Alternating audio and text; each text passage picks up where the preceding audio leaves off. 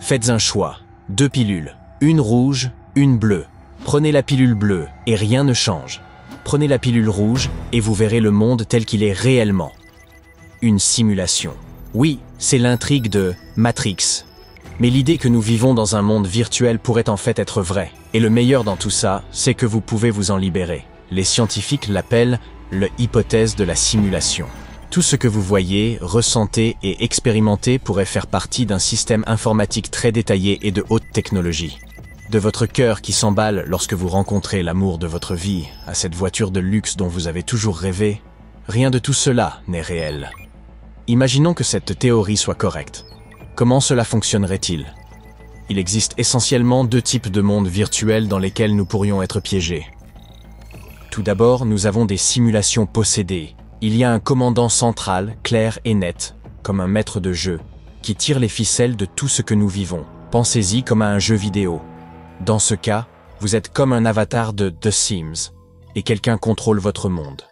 Cet être supérieur choisit votre travail, décide quand vous devez aller aux toilettes, et pourrait même déclencher un incendie dans votre cuisine, juste pour s'amuser. D'accord, peut-être que « amusant » n'est pas le meilleur mot, car c'est plutôt comme de la recherche sociologique.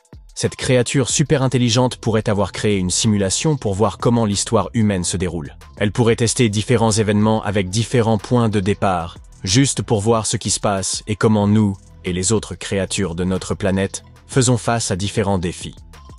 Par exemple, cette fois-ci, ils ont essayé de mettre des dinosaures sur la planète pour faire face à cet énorme impact de météorites. Il s'avère qu'ils ne l'ont pas fait, alors peut-être que la prochaine fois, ils y mettront simplement quelques capybaras, je ne sais pas. Tout ce qu'ils veulent faire, c'est tester les compétences en résolution de problèmes de l'humanité, et apparemment celles des capybaras. Cela pourrait expliquer pourquoi ils ne nous ont pas placés dans un monde virtuel 100% heureux et parfait. D'accord, mais qui sont-ils?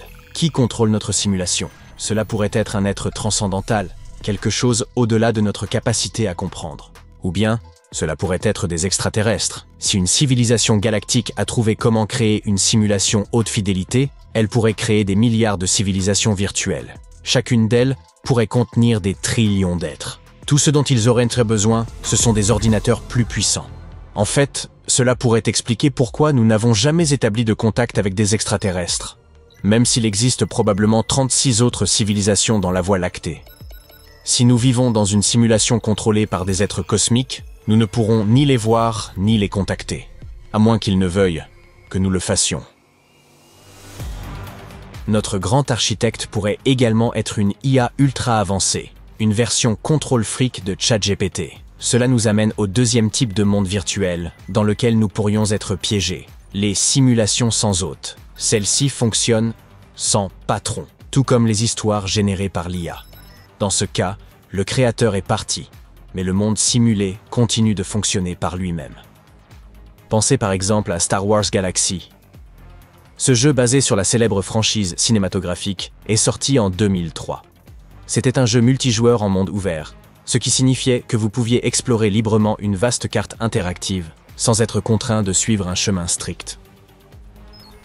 Mais ces serveurs ont été fermés en 2011. Cependant, ce n'était pas la fin de l'histoire. Quelques fans fidèles y jouent encore sur des serveurs privés.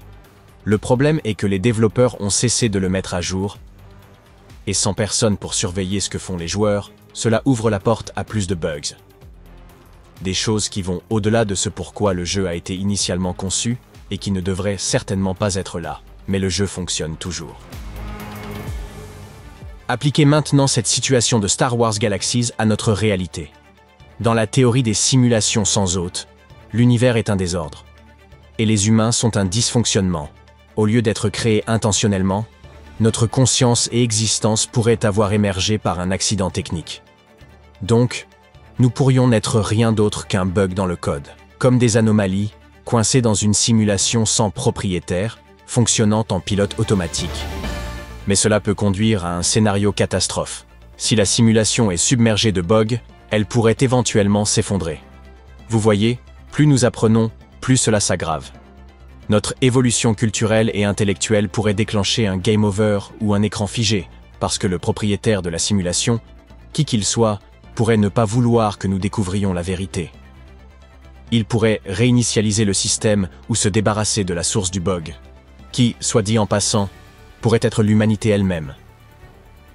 C'est un peu comme la situation de Final Fantasy XIV. Le jeu a été initialement lancé en 2010, mais c'était un fiasco.